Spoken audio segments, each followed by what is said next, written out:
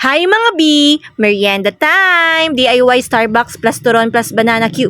Deserve yarn! Yes, deserve na deserve naman ng malay Spider-Man na si Alvin na tagalinis ng bintana! O diba? San ka pa mga B?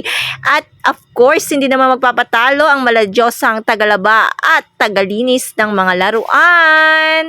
O diba? Deserve na deserve talagang kumain ng masasarap ang mga yarn! Watch this mga B!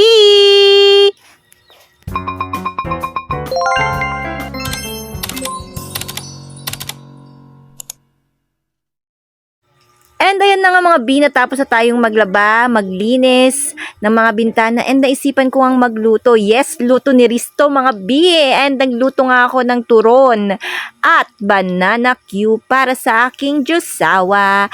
And mapapa-thank you Lord ka nga mga B dahil marami kaming supply ng banana.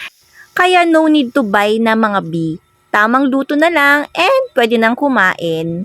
O diba, deserve na deserve namin to, kaya mapapa-thank you Lord ka talaga. And ito na nga mga B, gagawa tayo ng DIY Starbucks.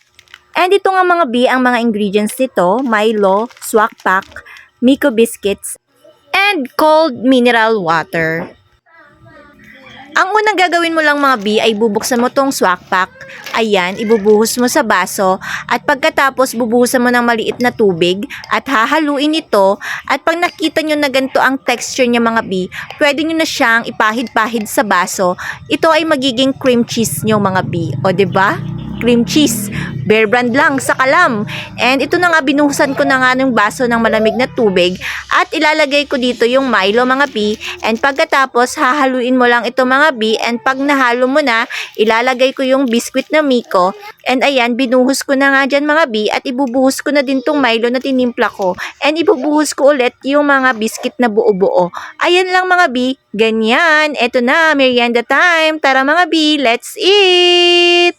And syempre, sabi ko nga, para ito sa aking Diyosawa. Kilig yarn! Ayun na nga mga B, sinerve ko na sa aking Diyosawa.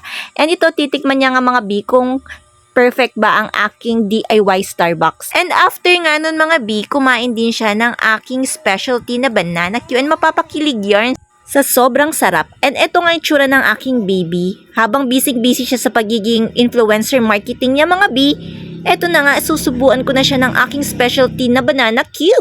And ayan nga mga B. And of course, titikman ko rin. Hindi ko pa kasi alam ang lasa mga B. And ayun nga din, hindi rin ako magpapatalo. Tinikman ko din mga B ang DIY Starbucks ko. Kasi hindi ko pa natikman yan mga B. Sinerve ko lang. And syempre, sabi niya nga mga B, ang sarap daw, approve.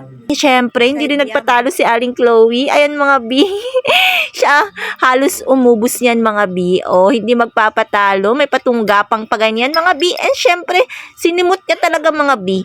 And after niyan mga B, syempre, kakain din siya ng turon. O, diba? Sarap na sarap yarn. That's all for today's video, Mami Riz! Thank you for watching. Don't forget to follow, subscribe, like, and share this video. Bye!